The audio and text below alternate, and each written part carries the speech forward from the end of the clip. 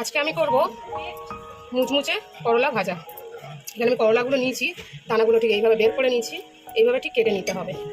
এবার এর মধ্যে আমি দিয়ে দেবো কাঁচা লঙ্কা কুচি, কর্নফ্লাওয়ার,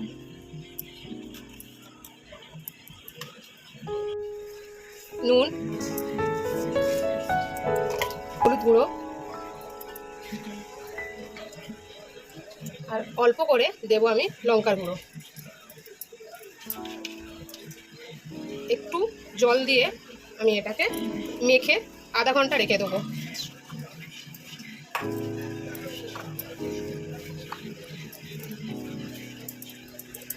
এটা আমার আধা ঘন্টা মাখা থাকবে। আমি এবার মেখে রেখে দিয়েছি, নরম হয়ে গেছে একদম। এগুলো এবার আমি ছাঁকা তেলে ভেজে নেবো। তেলটা আমি আগে থাকতে গরম বসিয়ে দিয়েছিলাম, তেলটা আমার গরম হয়ে গেছে। এবার আমি ঠিক এইভাবে ভেজে নেবো।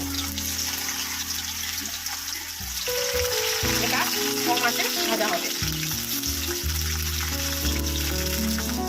আমি এবার একটু উল্টে দেবো এগুলোকে।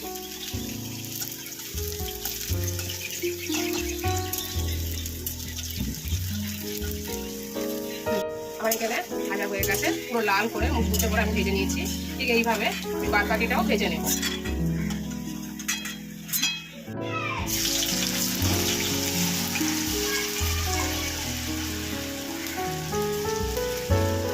আমার এখানে রেডি হয়ে গেছে, পুরোটাই আমি রেডি করে নিয়েছি।